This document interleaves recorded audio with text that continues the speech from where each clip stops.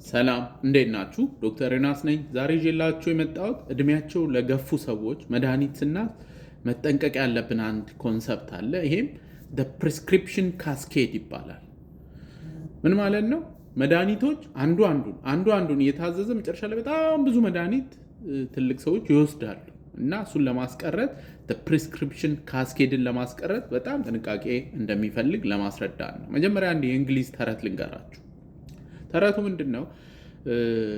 ኩርንችት ተፈለገ። የፈረስ ጫማ ፈረሱ እንትን ላይ የሚመታው በኩርንችት ነው እና ኩርንችት ሲፈለግ ጠፋ።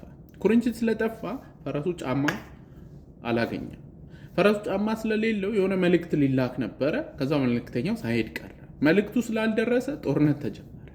ጦርነቱ ስለተጀመረ ሙሉ ግዛቱ ኪንግደሙ ተወሰደ እና ሙሉ ኪንግደሙ የተወሰደው በኩርንችት እጦት ምክንያት ነው የምትል የእንግሊዝ ተረት አለች።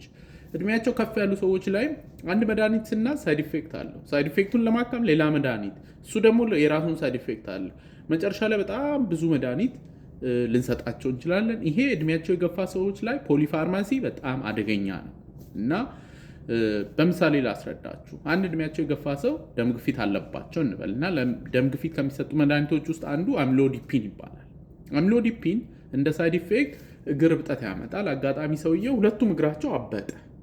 ሁለቱም እግር ደግሞ ማበጥ የልብ ድካም ምልክት ነው እና የምናክመው እንዴት ነው? ሽንት የሚያሸና መድኃኒት አለ፣ እሱን እንሰጣለን። ላሲክስ ይባላል።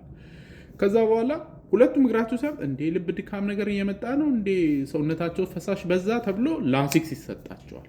ላሲክስ ሲሰጥ ሳይድ ኢፌክቱ አንደኛው ምንድን ነው?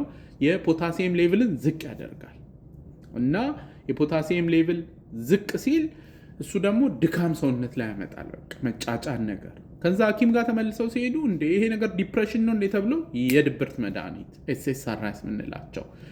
ከዛ በኋላ ልክ የድብርት መድኃኒት ኤስኤስአርአይስ ሲሰጣቸው እሱ ደግሞ ሳይድ ኢፌክት አለው። የሶዲየም መጠን ደሙ ዝቅ ያደርጋል። የሶዲየም መጠን ዝቅ ሲል ደግሞ ሰዎች ኮንፊውዝድ ይሆናሉ።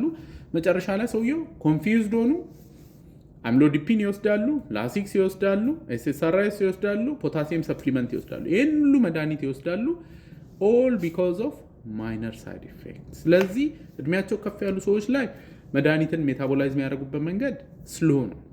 ስለዚህ በተቻለ አቅም በትንሽ መድኃኒት መጀመር፣ ከዛ በኋላ አዳዲስ ምልክቶች ሲመጡ ሜቢ ይሄ ነገር የመድኃኒት ሳይድ ኢፌክት ቢሆንስ ብሎ ሃይ ኢንዴክስ ኦፍ ሰስፒሽን ያስፈልጋል።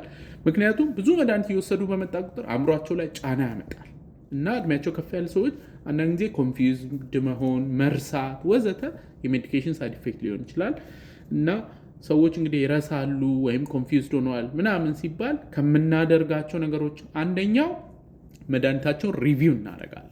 አንዳንድ መድኃኒቶች ደግሞ እድሜያቸው የገፋ ሰዎች ላይ እንዲሰጡ አንመክርም። የበለጠ ኮንፊውዥን የሚያባብሱ እንዲወድቁ የሚያደርጉ ወዘተ መድኃኒቶች አሉ። ኤኒዌይ ለዛሬ እንግዲህ ይዤላቸው የመጣሁት አዋቂዎችን ስናክም ጥንቃቄ ማድረግ ስላለብን ስለ ፕሬስክሪፕሽን ካስኬድ ነው።